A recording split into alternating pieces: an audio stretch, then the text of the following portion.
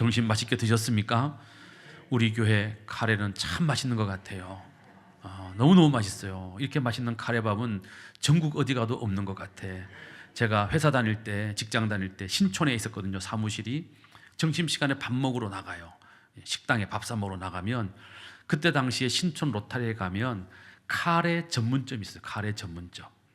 카레만 팔아, 그 집은. 근데 그때 그 카레밥을 정말 맛있게 먹었거든요. 근데 제가 이 거함교회 와서 이 카레를 먹어보고 나서는요, 그 집은 잽도 안 돼. 그 집은 잽도 안 돼요. 우리 권사님들이 만들어주는 이 카레 덮밥이 최고로 맛있어요. 인정하십니까? 예, 그렇다고 또 다음 주에 카레 하시면 안 돼요. 메뉴는 자꾸 바꿔주셔야지. 하여튼 잘 먹었어요. 너무 맛있어요.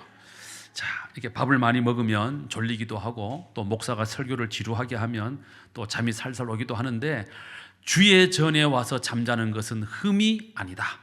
편안히 주무셔도 돼요. 여러분들이 얼마나 힘들어요. 제가 알아요. 저도 직장생활 해보고 했기 때문에 다 알아요.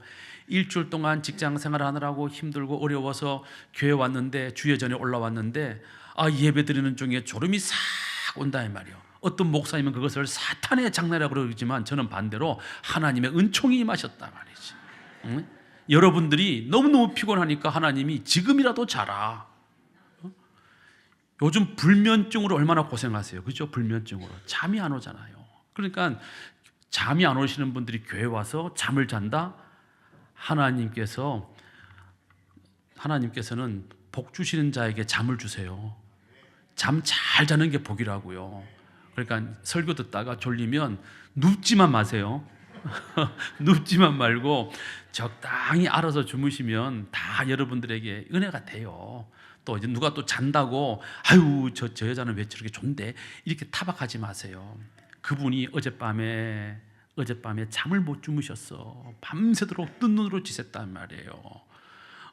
남편 걱정, 자식 걱정, 뭐 또 자기 질병 걱정, 뭐 이런 걱정 저런 걱정 때문에 못 주시고 교회 왔는데, 야, 하나님의 은혜가 쫙 임하니까 얼마나 좋은지. 히타 따뜻하지. 담임 목사 목소리가 좋지. 이러니까 그냥 싹 잠이 와. 주무시는 거지 뭐. 할렐루야. 예, 그런데 주무시는데 제가 늘 강조합니다. 갑자기 이러면 곤란해. 이러면 곤란해.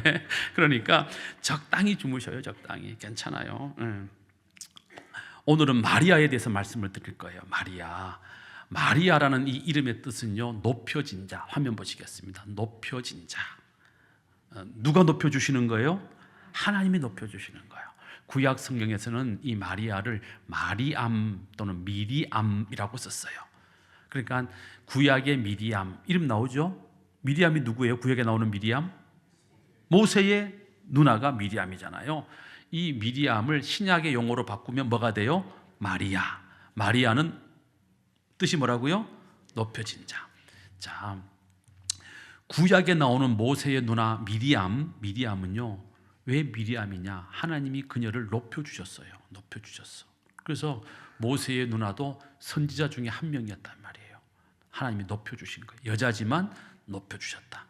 마리아는 15, 16밖에 안 된 어린 소녀였지만 하나님이 이 어린 마리아를 예수님의 육신의 어머니로 뭐 해주신 거예요?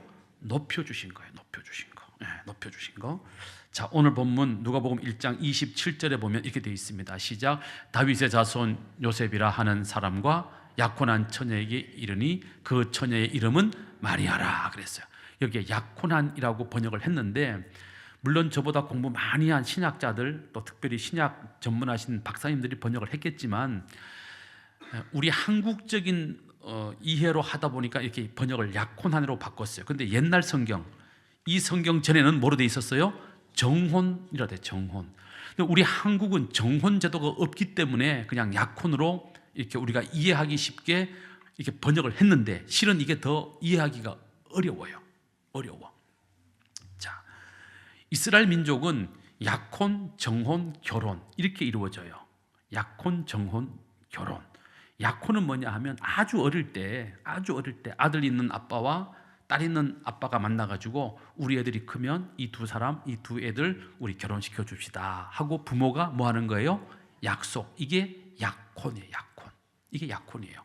자, 그러다가 이제 애들이 큽니다. 그러면 남자애가 한 만 13살, 14살, 여자애가 한 12살, 13살쯤 되면, 그러면 이 약혼했던 아버지들이 만나가지고 그 아이가 잘 컸나 안 컸나 확인한 다음에 우리 애들 정말로 결혼시켜 줍시다 하고 정혼을 해요. 정혼. 그러니까 약혼 단계가 지나고 뭘 한다고요? 정혼 단계를 들어가요. 이 정혼 기간은 보통 1년 정도 돼요. 1년 정도. 그러니까 1년 정도 정혼 기간이 지나면 그 다음에 가정 형편이 괜찮으면 1년 뒤에 결혼하고, 가정 형편이 좀 부족하면 한 2년쯤 있다가 결혼식을 하게 되는 거죠. 자, 그런데 정혼은 보통, 그러니까 남자는 한 14살, 15살, 여자는 한 13살, 14살쯤에 정혼을 이제 하게 되는 거예요. 정혼. 자, 그런데 이 정혼 기간이 1년, 2년쯤 지나고 나면 그 다음에 이제 두 사람이 결혼식을 하게 돼요. 그러니까 이스라엘 사람들은 남자는 17, 18, 여자는 15, 16살쯤 되면 뭐를 해요? 결혼을 하는 거예요. 결혼을 하는 거예요. 자, 중요한 건 뭐냐? 이스라엘 백성들에게 있어서 이 정혼이라고 하는 것은요, 함께 살 수는 없어. 정혼을 했다 그래가지고 두 사람이 동거할 수는 없어요. 정혼의 기간 동안 남편은 신랑 집에서, 아내는 자기 친정 집에서 계속 친정 부모와 자기 본가 부모와 계속 살면서 1년 정도, 2년 정도 결혼 지참금도 준비하고 결혼할 준비를 하면서 지내는 거예요. 우리 정혼했으니까 같이 삽시다. 택도 없는 소리예요. 그때는 안 되는 거예요. 따로 살아야 되는 거예요. 자, 그런데 이 정혼이 딱 되면, 정혼이 되면 이 여자는 이 정혼한 남자를 약혼자라고 안 불러요. 남편이라고 불러야 돼요. 또 정혼한 이 남자는 자기와 정혼한 이 여자를 부를 때 내 약혼녀라고 부르지 않고 나의 아내라고 불러야 돼요. 그러니까 정혼은 같이 살지만은 않는 것이지 결혼과 똑같은 법적 제재를 받아요. 그러니까 같이 살지는 않아. 그런데 두 사람은 이미 법적으로는 뭐예요? 부부가 된 거예요. 그래서 이 정혼이 깨지면 남자 쪽에서 무슨 부정한 일이 있든지 여자 쪽에서 무슨 부정한 일이 있든지, 그래서 우리 이 결혼 못하겠다라고 이 결혼이 깨지게 되면 파혼이라고 안 해요. 파혼은 뭐예요? 파혼이 뭐예요? 약혼이 깨지면 파혼이라고 부르는 거예요. 정혼이 깨지면 파혼이라고 하지 않아요. 이혼이라고 한다 이 말이에요. 그래서 정혼한 남자가 정혼한 여자를 내보낼 때, 헤어질 때는요, 반드시 이혼 증서를 줘야만 이 정혼 관계가 깨지는 거예요. 그러니까 정혼과 약혼은 엄청난 차이가 있는 거죠. 마리아와 요셉은 이때 당시에 약혼한 게 아닙니다. 정혼을 한 겁니다. 정혼을 한 거예요. 이 설명을 목사들이 그냥 하면 되는 거를 왜 번역하는 사람들이 이렇게 번역을 해놔가지고 더 어렵게 만드냐 이 말이지. 자, 그것을 우리가 어떻게 알 수 있냐 하면은요, 마태복음 1장 19절에 보면, 화면 보시죠. 자, 마태복음 1장 19절 시작. 그의 남편 요셉은 의로운 사람이라 그를 드러내지 아니하고 가만히 끊고자 하였다 그랬습니다. 여기 보면 마리아의 남편 요셉이에요. 지금 마리아와 요셉은 같이 살아요, 안 살아요? 안 살아요. 정혼한 사이예요. 각자 집에서 살고 있어요. 그런데 요셉은 마리아가 임신했다는 소식을 들었어요. 그런데 이 사람은 이것을 드러내지 않고 가만히 끊고자 했다라는 말은 뭐냐 하면 조용히 이혼 증서를 줘서 이 정혼을 깨고 싶은 거예요. 이게 지금 요셉의 생각이라는 거예요.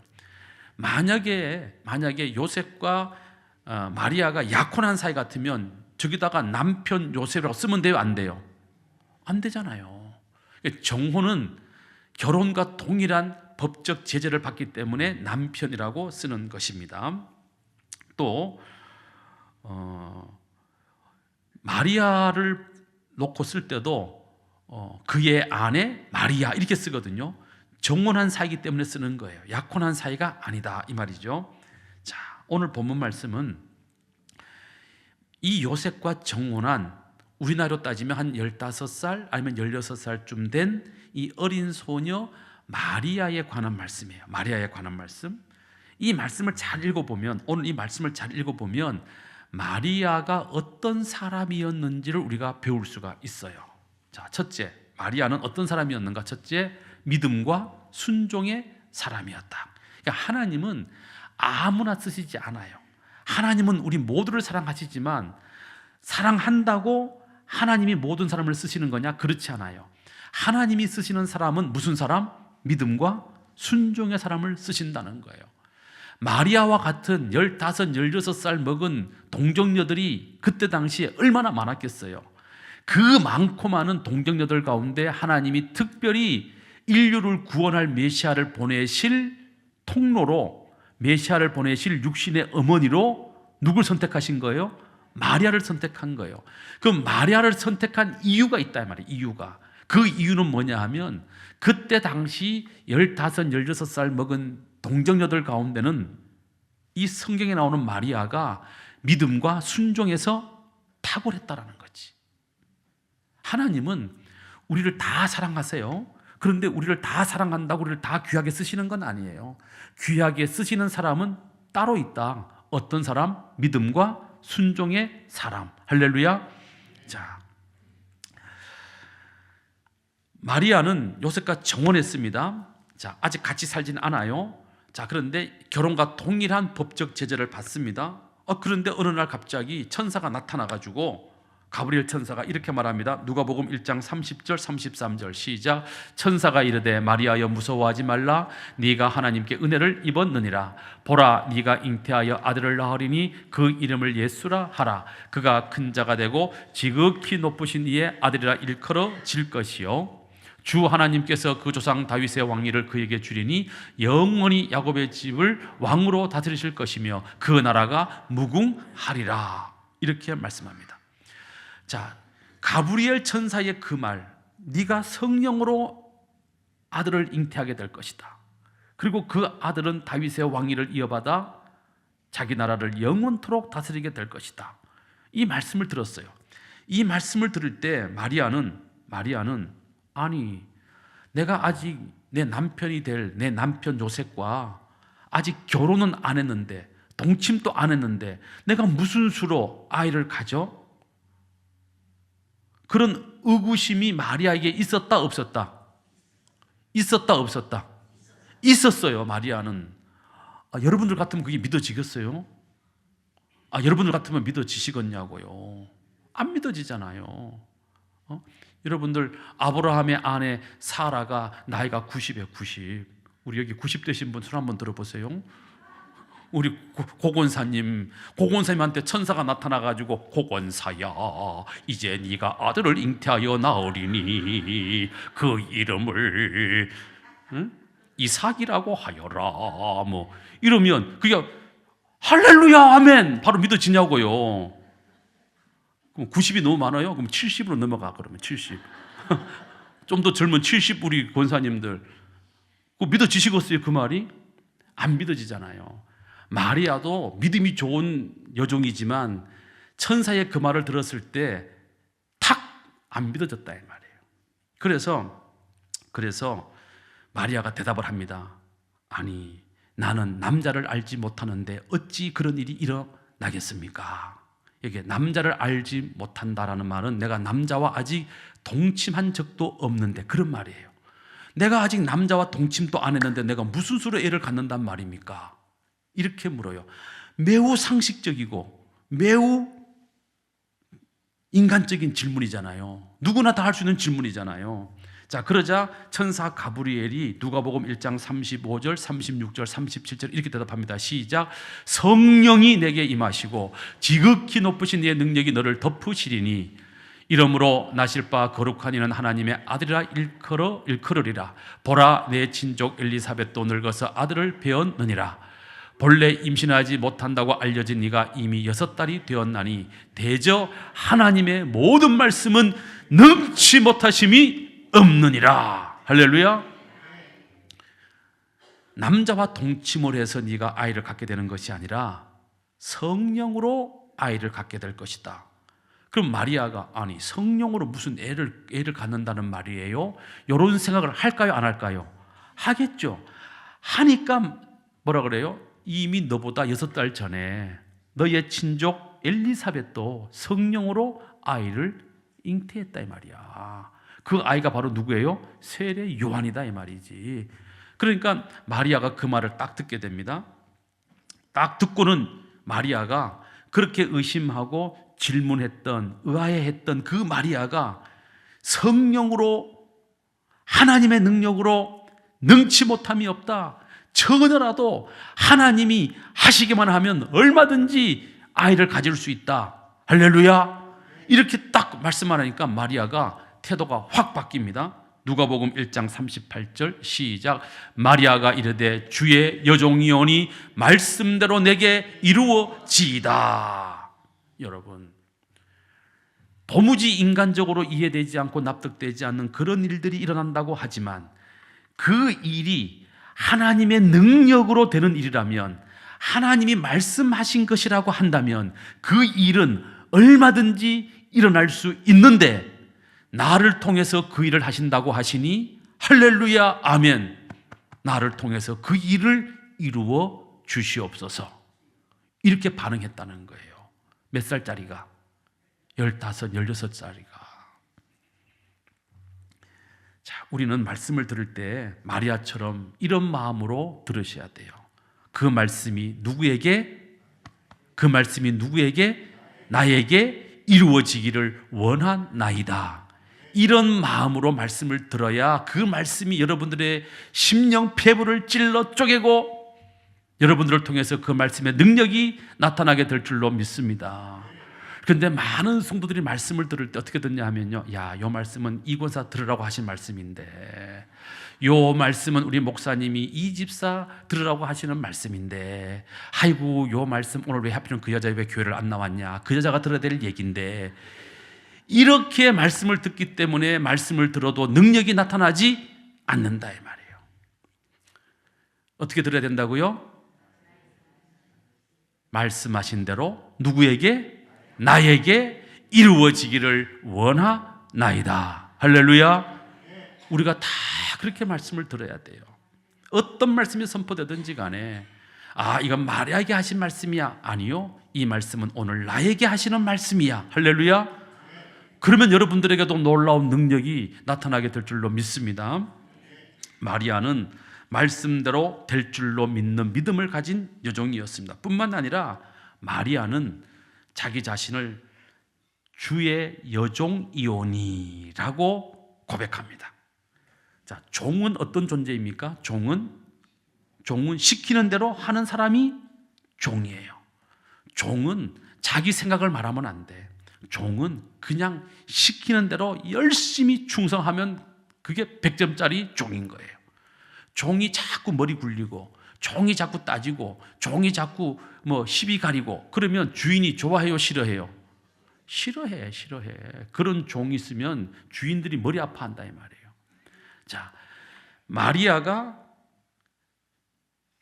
주의 여종이오니 라고 이렇게 고백하는 것은 무슨 의미냐 하면, 주님의 말씀대로 내가 뭐 하겠다? 순종하겠습니다 라는 고백이 이 고백 속에 담겨져 있는 것입니다. 마리아는 자기 몸을 하나님이 원하시는 대로 쓰시도록 내어드릴 줄 아는 믿음과 또한 순종하는 믿음을 가지고 있었다는 것이죠. 그런데 여러분, 말이 쉬워서 그렇지 하나님 말씀대로 내게 이루어지다 라고 고백한 이 마리아의 이 고백한 대로 만약에 이루어지잖아요. 그러면 마리아는 엄청난 일을 겪어야 되는 거예요. 왜? 마리아는 지금 홀몸이 아니야, 독신이 아니야. 마리아는 요셉이라는 남자와 뭐 했어요? 정혼했다 이 말이에요. 정혼. 법적으로 결혼과 똑같은 제재를 받는 그런 처지에 있다 이 말이죠. 그런데 자기가 정혼한 남자인 요셉이 알지 못하는 아이를 내가 가졌다?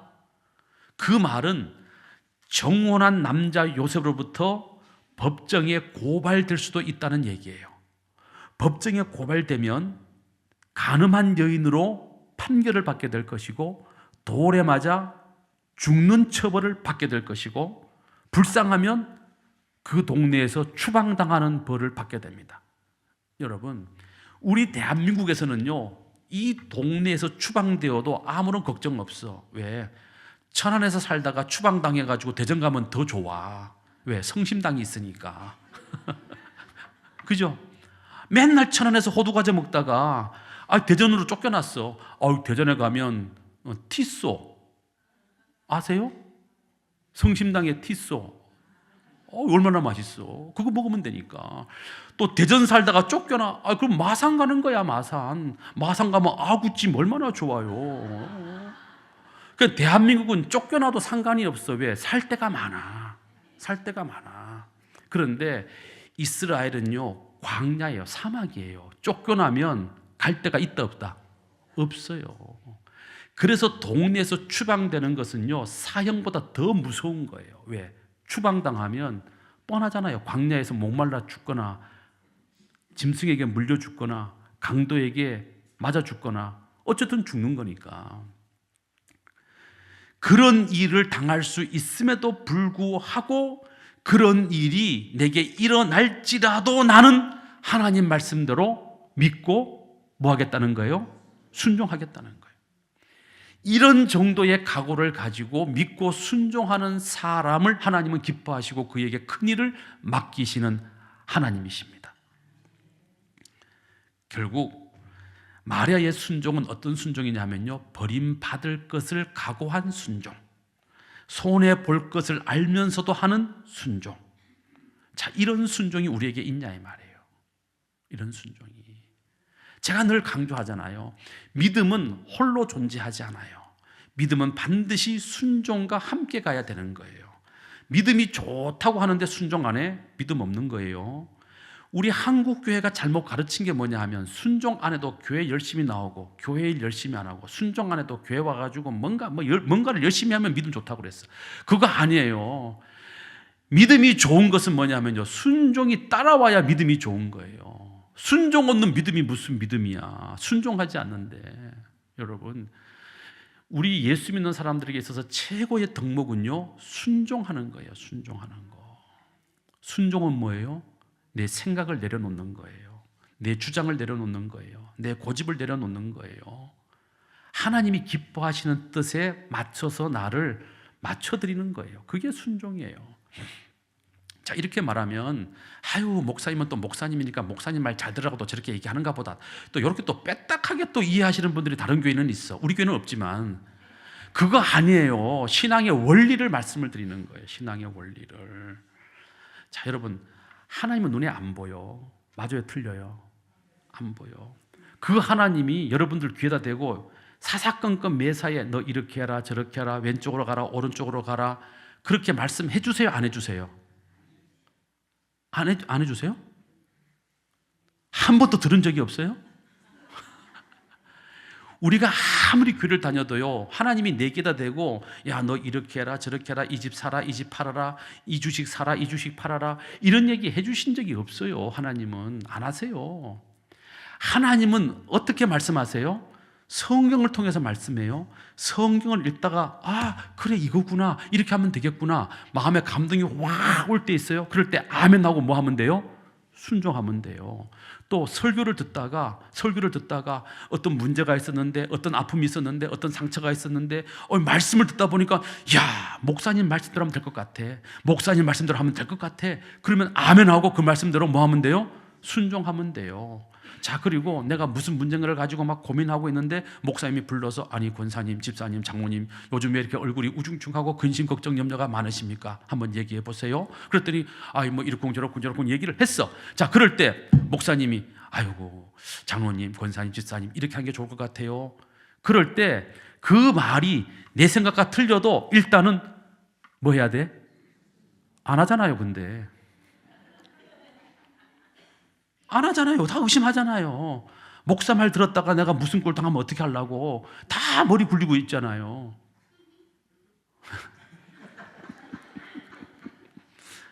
제가 틀린 말 했어요? 뼈 아픈 얘기지만 사실 그렇잖아요. 우리가 그렇게 믿어왔잖아요. 그렇게 살아오잖아요. 순종이 어디 있어? 순종 안 하잖아요. 그래서 제가 늘 강조하잖아요. 하나님께 순종을 할 수 있는 방법이 뭐냐? 목사님께 순종하는 거예요. 또 목사가 틀릴 수 있어. 잘못될 수 있어. 특히 교회 운영에 있어서. 그러니까 하나님이 여러분들 가운데 지혜 충만, 성령 충만, 능력 충만한 자를 택하여 기름 부어 뭘 세웠어요? 장로님들을 세웠어. 그 장로님과 목사님이 의논해가지고 결정을 하면 그것을 하나님의 뜻으로 받아들이고 순종하는 게 믿음이다 이 말이에요. 당회가 결정했는데 왜 순종 안 해? 응? 당회의 결정에 순종 안 할 것 같으면 여러분들 장로를 뽑지 말아요. 장로를 뽑지 마. 무슨 장로가 무슨 벼슬이야. 왜 뽑아 장로를? 제 말 틀렸어요? 장로님들을 뽑았으면 그 장로님들이 좀 내 생각에 틀려. 장로님들이 하는 얘기가 내 마음에 좀 안 들어. 순종하는 게 믿음이라니까요. 그게 장로교의 전통이에요. 장로교의 전통. 왜? 목사도 하나님이 기름 부어 세우신 주의 종이지만 목사도 인간이기 때문에 잘못된 생각, 잘못된 판단, 잘못된 결정을 할 수 있어요. 있기 때문에 그 잘못된 결정을 좀 줄여가라고 돕는 사람들을 세우신 게 장로님이야. 그 장로님들과 함께 당회를 이루어서 그 문제를 가지고 많은 토의를 하고 논의를 해. 근데 목사, 장로가 아무리 토의하고 논의를 해도 부족할 때 있어요. 잘못할 때가 있어. 내가 생각할 때는 구역이 이랬으면 좋겠고, 내가 생각했을 때는 교회 학교가 이랬으면 좋겠고, 내가 생각할 때는 우리 교회가 이랬으면 좋겠는데 그렇게 안 해. 목사님, 장로님들이 안 할 때 있어. 있어요. 분명히 있다고요. 그렇다고 사사건건 그걸 다 반대할 거냐고요. 그거는 믿음이 아니라니까. 장로교 믿음이 아니라니까요. 장로교 믿음은 그런 결정이라도 우리가 아멘으로 받아들이고 순종할 수 있어야 그게 진짜 믿음인 거예요. 마리아에게는 그런 믿음이 있었다는 거예요. 생각해 보세요. 정혼한 여자입니다. 애를 가져. 다른 사람이 어떻게 하냐고. 마리아가 성령으로 잉태됐는지 어떻게 하냐고요. 배가 불러와 여자애가. 그러면 다들 뭐라 그러겠어요? 아이고 저 여자가 아니 요셉하고 정혼했는데 저 애가 요셉의 애야. 누구 애야? 도대체 누구 애야? 그런 비난을 들을 각오를 했다는 거예요. 동네에서 쫓겨날 각오를 했다는 거예요. 심지어 돌에 맞아 죽을 각오를 했다는 거예요. 그리고 뭐 하는 거예요? 그렇게 하고 순종하는 거예요. 그런데 보세요. 그렇게 순종했더니 하나님께서 이 마리아를 높여주셨어요. 높여주셨어. 자, 그래서 마리아에게 이런 믿음의 순종이 있었기 때문에 가브리엘 천사가 알려준 대로 자기보다 6개월 전에 성령으로 잉태한 엘리사벳을 찾아갑니다. 찾아갔더니 누가복음 1장 43절에 이 엘리사벳이 마리아를 보고 이렇게 말합니다. 내 주의 어머니가 내게 나오니 이 어찌된 일인가. 자, 이때 당시에 엘리사벳은 나이가 많아요. 친척인데 나이가 많은 친척이야. 마리아는 이제 15, 16살이야. 근데 16, 15살짜리 아리애가 이제 배에 조그마한 눈에 보이지도 않는 이 예수님의 생명을 잉태를 했어. 그리고 이제 막 달려오는 거예요. 막 달려와. 여러분, 막 달려와. 그런데 그 나이 많은 엘리사벳이 뱃속에 있는 그 조그마한 아이를 잉태한 그 마리아를 보고 뭐라고 표현을 해요? 내 주의 어머니. 높여드린다 이 말이에요. 순종할 때 높여지는 줄로 믿으시기를 바랍니다. 순종하면 높여지는 거예요. 누가복음 1장 45절 이렇게 말씀합니다. 주께서 하신 말씀이 반드시 이루어지리라고 믿은 그 여자에게 뭐가 있도다? 복이 있도다. 축복을 빌어줘요. 누가 복을 받는가? 순종하는 사람이 복을 받습니다. 할렐루야. 또 자라고 올 때 너무 많이 주무시는데 너무 많이 주무셔요 지금. 좀 깨세요 이제. 네. 둘째 마리아는 말씀의 생활화가 된 사람이었다. 뭐가 되었다고요? 말씀의 생활화. 네, 말씀의 생활화. 자, 가브리엘 천사로부터 들은 그대로 자신이 성령으로 아들을 잉태하고 낳게 될 것이라는 것을 믿음으로 받아들이긴 했지만 마리아는 인간이기 때문에 걱정이 되었어요. 혹시라도 내가 요셉에게 이혼을 당하면 어떻게 할까? 혹시라도 사람들이 뭐라고 하면 어떻게 할까? 돌에 맞아 죽으면 어떻게 할까? 이런 두려움이 있었어요. 그럼에도 불구하고 마리아는 자신에게 일어난 일에 대해서 이 모든 일은 하나님이 하시는 일이다라는 믿음이 있었다는 거예요. 그래서 마리아가 자기가 잉태하고 난 다음에 하나님을 찬송하는 찬양을 만들었어요. 찬양을. 그게 바로 46절에서부터 55절까지 나오는 마리아 찬가라고 하는 노래예요. 자, 화면에 없어요. 성경책 보시기를 바랍니다. 자, 성경책 보면 누가복음 1장 46절부터 55절까지 마리아가 지은 마리아 찬가라는 노래가 나와요. 자, 그런데 이 마리아 찬가의 특징을 보면요. 자, 46절 47절 보겠습니다. 시작. 내 영혼이 주를 찬양하며 내 마음이 하나님 내 구주를 기뻐하나이다 라고 찬양한다. 찬양해. 자, 이렇게 시작돼요. 이 노래가 시작되는데 이 노래를 잘 읽어보면, 다시 말하면 46절부터 55절까지 말씀을 잘 읽어보면 구약 성경에 나오는 한나의 노래와 내용과 형식이 똑같아요. 자, 한나도 아기를 못 낳았잖아요. 맞아요, 틀려요? 맞죠? 근데 한나가 아기를 낳기 위해서 어떻게 하죠? 성소에 올라가 가지고 눈물로 기도를 해. 눈물로 기도를 해요. 아들을 달라고 기도를 해요. 근데 정말로 하나님의 은혜로 이 한나가 사무엘을 임신하게 돼요. 그때 이 한나가 사무엘을 임신하고 지은 노래가 한나의 노래예요. 한나의 노래. 사무엘상 2장 1절에서부터 10절에 나와요. 그 사무엘상 2장 1절에서 10절에 나오는 한나의 노래와 구약시대의 한나의 노래와 오늘 이 누가복음에 나오는 마리아의 찬가가 내용과 형식이 유사하다 이 말이에요. 유사하다. 자, 이것은 무엇을 의미하느냐 하면 마리아가 구약의 말씀을 익히 알고 있었고 그 말씀을 숙지하고 있었고 그 말씀을 생활 속에 실천하고 있었다는 것을 의미하는 거예요. 여러분, 성도의 힘, 성도의 능력은요, 기도와 말씀으로 나오는 거예요. 기도하지 않는 사람은 능력 없어요. 말씀으로 살지 않는 사람은 능력이 있을 수가 없어요. 그러므로 우리는 기도에도 힘써야 되고 말씀에도 힘써야 돼요. 그래서 이것은 수레의 두 바퀴와 같은 거예요. 여러분, 리어카에 바퀴가 하나가 없으면 어떻게 될까요? 굴러는 가는데 힘들게 굴려가죠. 여러분들 그 외발 수레 있잖아요. 외발 수레 바퀴 한 개인데 잘 굴러가잖아요. 근데 어때요? 외발 수레 움직이려면 힘들어요. 어때요? 바퀴가 두 개 있는 수레하고 바퀴가 한 개 있는 수레하고 어느 게 더 편해요? 바퀴가 두 개 있는 게 더 편해요. 그러면 바퀴가 네 개 있는 거하고 바퀴가 두 개 있는 거하고 어느 게 더 편해요? 네 개가 더 편해요. 여러분, 자전거가 편해요? 자동차가 편해요? 자동차가 편해. 왜? 자전거는 안 굴리면 넘어지는 거야. 왜? 바퀴가 두 개이기 때문에 넘어져요. 승용차는 어때요? 승용차는 바퀴가 네 개니까 어때요? 넘어져요? 안 넘어져요? 안 넘어져. 우리의 신앙에는요, 두 개의 바퀴가 필요해요. 기도의 바퀴와 말씀의 바퀴. 무슨 바퀴? 기도의 바퀴, 말씀의 바퀴가 필요해요. 그래서 어떤 사람은 제가 이렇게 목회하면서 보니까요, 기도의 바퀴는 엄청 커. 날마다 기도해.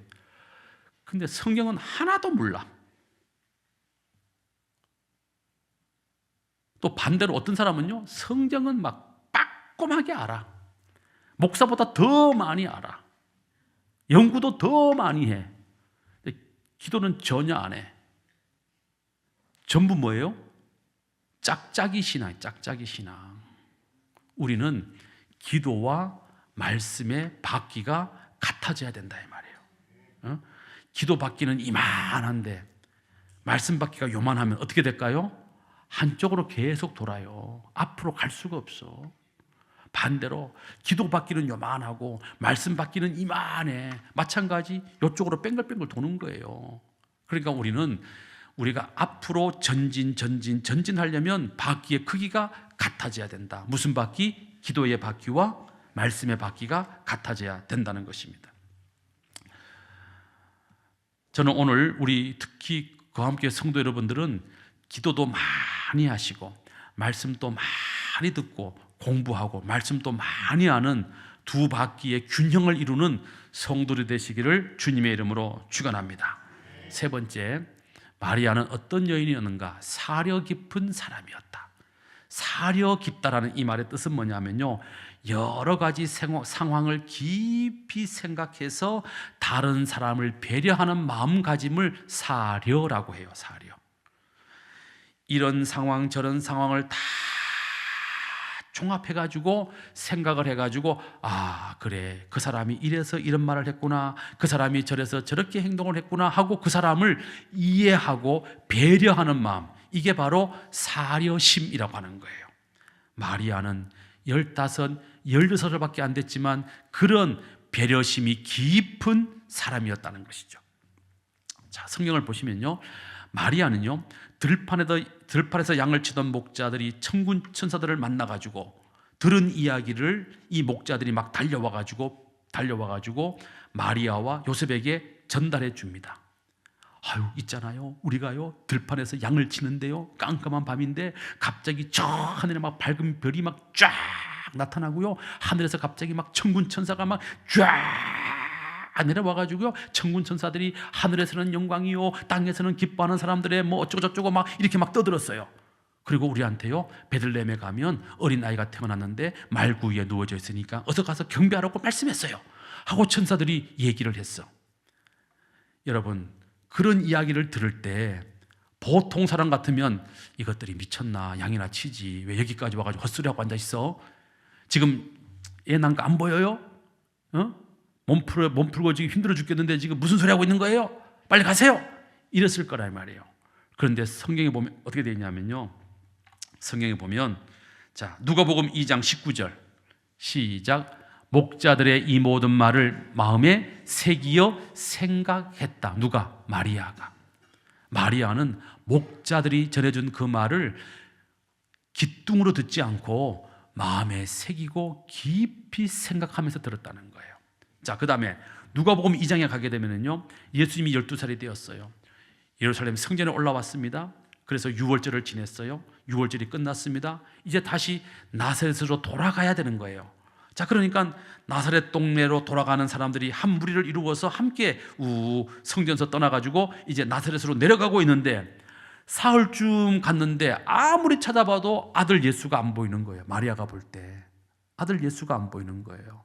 분명히 동네 사람들 가운데 누구 손을 붙들고 오겠지 하고 왔는데, 3일 동안 왔는데 보니까 아들 예수가 없는 거예요. 그래서 사람들에게 물어봐요. 여보시오, 우리 아들 예수를 봤어? 못 봤는데요? 아유, 큰일 났네, 우리 애가 없어졌네, 이거 어떻게 하면 좋아? 막 그때부터 막 엄마가 막 심장이 벌렁벌렁거리고 막 입에 침이 마르고 막 눈이 돌아가고 막 그래요, 안 그래요? 애 키우다가 애 잃어보신 분 손 한번 들어봐요. 그랬어요, 안 그랬어요? 그랬죠? 막 하늘이 노래지잖아요, 그죠? 막 내가 지금 발을 땅에 딛고 있는 건지 막 모를 정도로 막 어쩔 줄을 몰라 한다고요. 엄마들은 애 없어지면 막 난리가 나니까 막 미치는 거야. 그래가지고 이 마리아가 그냥 막 동네 사람들 붙들고 우리 예수 봤어? 아유, 못 봤는데, 아이고 어디 갔지 막 찾다 보니까 어떤 사람이, 아유 글쎄, 내가 맨 나중에 왔는데 내가 볼 때 저기 예루살렘 성전에 아직도 있는 것 같은데. 그래서 이 마리아와 요셉이 다시 사흘길을 되돌아가지고 예루살렘 성전에 올라갔어요. 올라가서 봤더니 세상에 12살밖에 안 된 어린 소년 예수님이 성전에서 대제사장들과 서기관들과 장로들과 함께 앉아서 구약 성경 말씀을 가지고 토론하고 있는 모습이 보인 거예요. 통상 이럴 때 엄마들이 어떻게 해요?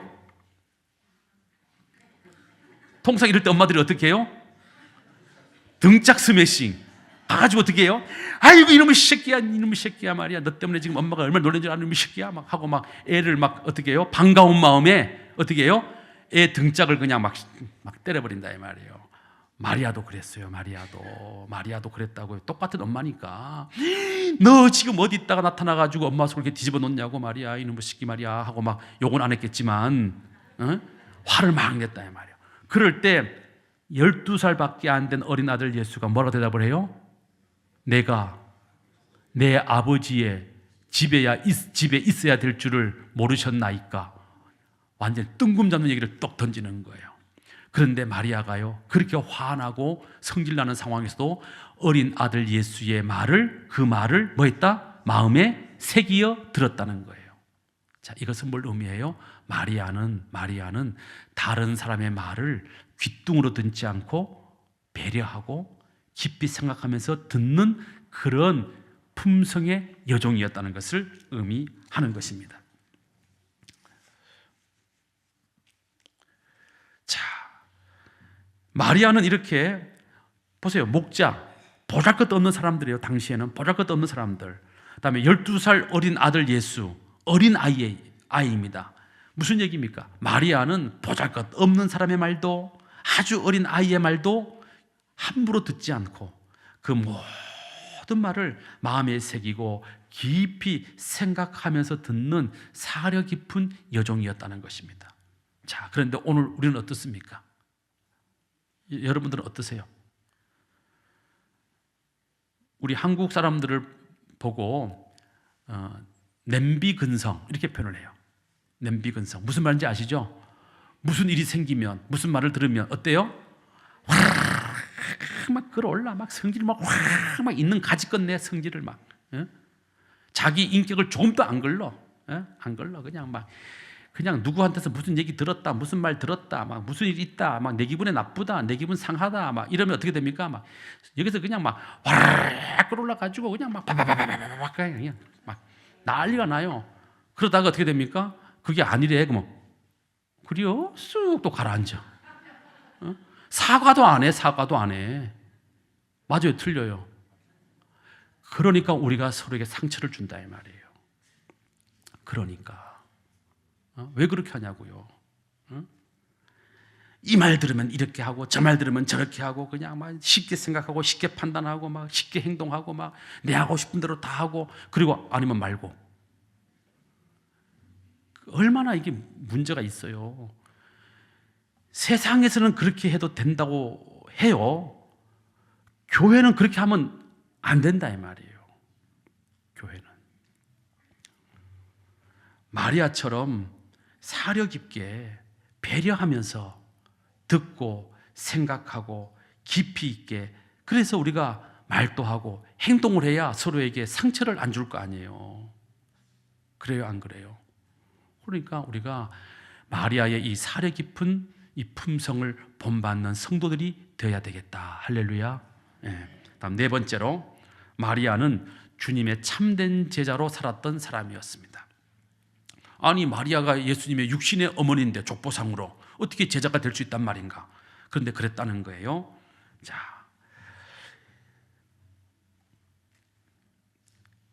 마리아는 가브리엘 천사가 전해준 그 말을 마음에 새겼어요. 아, 내가 가진 이 아이는 보통 아이가 아니구나. 이 아이는 장차 하나님의 아들이라 일컬음을 받는 그런 위대한 사람이 되겠구나 생각을 했어요. 또 12살짜리 어린 아들이, 아니 어머님, 내가 내 아버지의 집에 있어야 되는 줄을 알지 못했나이까? 라고 할 때, 어머나 세상에, 우리 아들이 12살밖에 안 됐는데 이 성전을 자기 아버지 집이라고 고백을 하네. 야, 이 아이는 보통 아이가 아니겠구나. 마리아는 자기 아들 예수에 대한 생각을 마음에 다르게 가졌다. 다르게. 그리고는 이 마음속에 마리아는 언젠가는 이 아이가, 지금은 엄마의 도움이 필요해서 내 치맛자락 안에서 살고 있지만 언젠가는 이 아이가 자라나면 나의 아들이 아니라 누구의 아들로? 하나님의 아들로서 이 세상 가운데서 큰 일을 하실 분이겠구나 하고, 이 어머니 마리아는 자기 아들 예수님을 늘 지켜보고 있었다는 거예요. 자, 그러던 어느 날 성경에 이렇게 기록되어 있어요. 아직 때가 이르지 않았음에도 불구하고, 아직 때가 차지 않았음에도 불구하고 예수님이 어머니 마리아의 부탁을 받고 가나 혼인잔치집에 가시게 됩니다. 때가 이르지 않았다는 얘기는 뭐냐 하면, 아직 예수님이 하나님의 아들이심을 드러내서는 안 되는 때예요. 아직 그때가 안 됐어. 그런데 어머니가, 육신의 어머니가 부탁을 하니 이 예수님이 거절하지 못하고 때가 되지 않았음에도 불구하고 가나 혼인잔치집에 방문을 하십니다. 자, 방문을 한 다음에 포도주가 떨어졌어요. 떨어지니까 마리아가 거기에 있는 주인과 종에게 말합니다. 우리 아들 예수가 시키는 대로 순종해라. 그러면 너희들에게 좋은 일이 일어날 것이다. 그렇게 말을 해놓고 마리아가 예수님에게 부탁합니다. 아들아, 이 집에 아직 잔치가 끝나지 않았는데 포도주가 떨어졌다고 하니 네가 좀 도와주어라. 어머니로서 아들에게 할 수 있는 말이에요, 아니에요? 할 수 있는 말이잖아요. 자, 그럴 때 예수님이 이렇게 대답을 해요. 성경을 보면 여자여, 나와 무슨 상관이 있나이까? 여러분들이 여기 우리 어머니들, 여러분들 아들들이 여러분들이 엄마로서 뭘 부탁했는데 엄마인 여러분들 보고 여자여, 그게 나하고 무슨 상관이 있는 일입니까? 이러면 여러분들 어떻게 하시겠어요? 싸대기지 뭐. 그냥 뭘 고민을 하셔. 고민을 빡 그냥 바로 그냥 어디서 배워먹은 버르장머리 이 새끼 말이야. 내가 너를 어떻게 낳아서 어떻게 키웠는데 이 새끼 말이야. 응? 틀려요, 맞아요? 맞아요. 마리아는 그렇게 안 했다는 거예요. 마리아는 오히려 가나 혼인 잔치집 사람들에게 너희들에게 무슨 말씀을 하든지 그대로 순종해라 하고 당부합니다. 다시 말하면 가나 혼인 잔치집에 갈 때 이미 마리아는 이제부터 이분은 나의 아들이 아니다. 이분은 하나님의 아들로서 일하실 분이시다. 마음가짐이 이미 어떻게 된 거예요? 달라진 거예요. 달라진 거예요. 믿음 좋은 어머니들 가운데 당신 아들이 목사님이 되거나 신부님이 되었을 경우에 자기 아들 목사님이나 자기 아들 신부님에게 존대를 평생토록 하시는 부모님들이 계세요. 특히 캐톨릭은 더해요. 캐톨릭은. 왜냐하면요, 캐톨릭은요, 우리말로 하면 목사 안수, 그쪽 말로 하면 사제 서품을 받잖아요. 처음 축복을 누구한테 하냐면 자기를 낳아준 부모님을 축복해요. 사제가 되면 첫 축복을 성도들한테 빌어주는 게 아니고 나를 낳아주시고 키워주신 어머니 아버지를 먼저 축복해요. 그래서 목사 안수, 사제 서품 딱 받자마자 어머니 아버지 앞에 나옵니다. 그러면 그 아들이 어머니 아버지 머리 위에 손을 얹어요. 그리고 어머니 아버지의 세례명 있잖아요. 세례명, 영세명. 그 영세명을 부르면서 축복하노라 이렇게 빌어요. 근데 뭐 우리는 목사님한테도 뭐 함부로 하니까 뭐 내 아들도 아닌데 막 목사님한테 막 함부로 막 하잖아.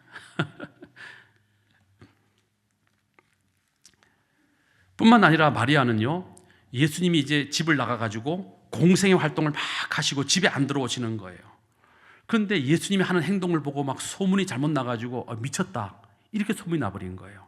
그러니까 마리아가 엄마니까 걱정이 돼가지고 찾아가. 근데 예수님이 그 멀리에서 어머니가 찾아왔는데 나와보지도 않고 제자들에게 이렇게 말합니다. 누가 내 어머니고 내 동생이란 말이냐? 하나님의 말씀을 듣고 있는 이 모든 사람이 나의 형제요 자매요 나의 부모요 나의 동생들이다 하고 자기 어머니 마리아를 안 만나주세요. 만약에 여러분들이 아들이 일하는 데를 찾아갔어. 아들이 일하는 공장에 찾아갔어. 가가지고 아이고 제가 누구 엄마인데 우리 아들 좀 만나게 해주세요. 그랬더니 그 공장에 있는 높으신 분이 아유 그러시냐고 조금만 기다리시라고 그래놓고 가가지고 어이 김군 어머니 왔어 좀 가서 만나봐. 누가 내 어머니란 말씀입니까? 이 공장에서 함께 일하시는 여러분들이 내 형제여 자매여 나의 부모들입니다. 그러면 여러분들이 가만히 있겠어요? 또 어떻게? 또 싸대기지 뭐 그거는. 근데 마리아는 그렇게 안 했다는 거예요. 마리아는 그 말을 듣고도 그래 우리 아들 예수는 내 아들이 아니고 하나님의 아들이시지. 하나님의 일을 해야지. 그리고 조용히 떠나가요. 예수님이 십자가에 달려 돌아가실 때 못이 박혀 있으니까 예수님이 마리아를 향하여 턱으로 여자여 이렇게 불러요. 그리고는 보소서 하고 옆에 있는 요한을 턱으로 가르쳐요. 당신의 아들입니다 이렇게 가르쳐요. 무슨 얘기예요? 어머니 내가 죽더라도 이제 요한이 어머니의 아들 역할 할 겁니다. 그러니 이 요한이를 믿고 사세요. 그런 부탁을 한 거예요. 자, 그리고 요한에게 당부합니다. 제자 요한에게 너의 어머니이시다.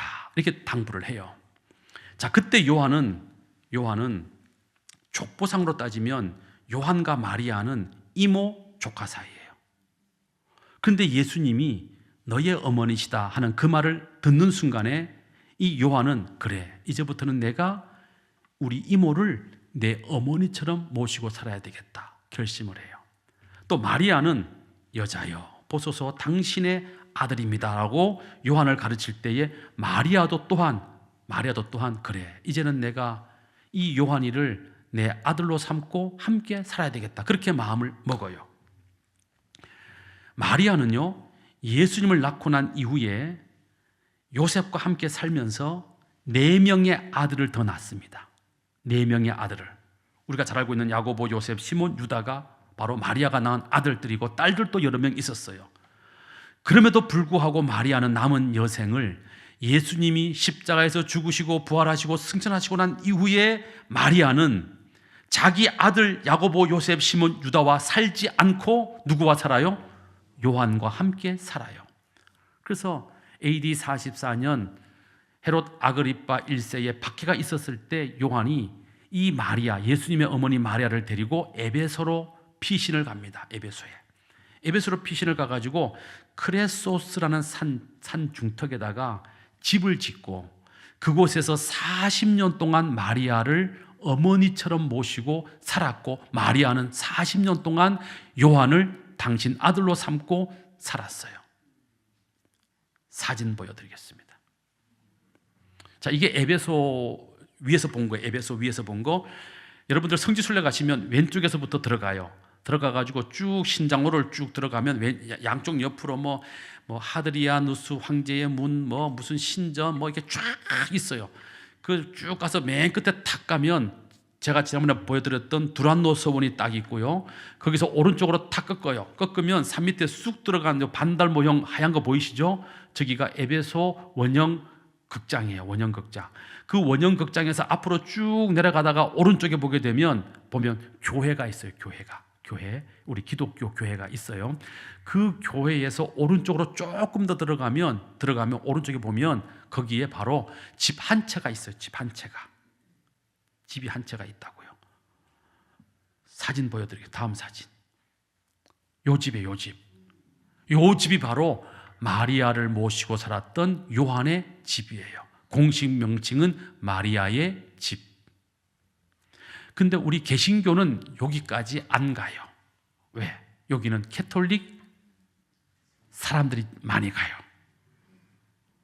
좀 아쉬움이 있죠. 한번 가시면 좋을 것 같아요. 자, 여러분, 마리아인들 왜 자기가 낳은 4명의 아들들과 살고 싶은 마음이 없었겠어요? 그러나 예수님이 요한을 보고 당신 아들이라고 말씀했기 때문에 마리아는 예수님 말씀에 뭐 한 거예요? 순종한 거예요. 여러분, 누가 주님의 참된 제자입니까? 순종하는 사람이 참된 제자입니다. 죽을 때까지 주님의 말씀을 따랐던 사람이 마리아입니다. 바로 그런 의미에서 마리아는 예수님의 육신의 어머니인 동시에 예수님의 참된 제자의 삶을 살았다는 것입니다. 바로 이런 좋은 점이 있기 때문에 하나님은 마리아를 예수님을 이 땅에 보내시는 통로로 사용하셨다는 것입니다. 자, 여러분, 이제 우리도 마리아와 같은 믿음의 사람들이 되면 참 좋겠습니다. 화면 올려주세요. 자, 결단의 시간입니다. 제가 첫째 하면 뒤에 건 여러분들이 읽으셔야 돼요. 제가 둘째 하면 여러분들이 뒤에 걸 읽으셔야 돼요. 제가 셋째 하면 읽으셔야 돼요. 넷째 하면 읽으셔야 돼요. 오늘 설교의 결론입니다. 이제 그만 주무세요. 이제 결론해야 돼. 결론해야 돼. 결론해야 돼. 자, 앞에 거 안 들어도 돼. 이것만 알면 돼. 자, 첫째, 둘째, 셋째, 넷째, 할렐루야. 그렇게 되시기를 축원합니다. 거룩하신 아버지 하나님, 마리아는 믿음과 순종의 사람이었습니다. 말씀과 기도에 힘쓰는 사람이었습니다. 깊이 생각하는 살아깊은 사람이었습니다. 죽을 때까지 주님 말씀대로 살아가는 참된 제자였습니다. 마리아는 이와 같이 좋은 믿음의 사람이었기에 그 어린 나이에 하나님의 선택을 받아 인류를 구원할 메시아 우리 주 예수 그리스도를 이 땅에 보내시는 하나님의 가장 중요한 통로의 역할을 감당했습니다. 주여, 오늘 저희들에게도 이와 같은 모습이 있는지 우리 자신을 돌아보게 됩니다. 우리 모든 거함의 성도들 믿음과 순종의 성도 되게 하여 주시옵소서. 말씀과 기도에 더욱 힘쓰는 성도 되게 하여 주시옵소서. 깊이 생각하고 다른 사람을 배려할 줄 아는 사려 깊은 성도가 되게 하여 주시옵소서. 죽을 때까지 주님 말씀대로 살아가는 참된 제자가 되도록 인도하여 주시옵소서. 예수님 이름으로 기도드리옵나이다. 아멘.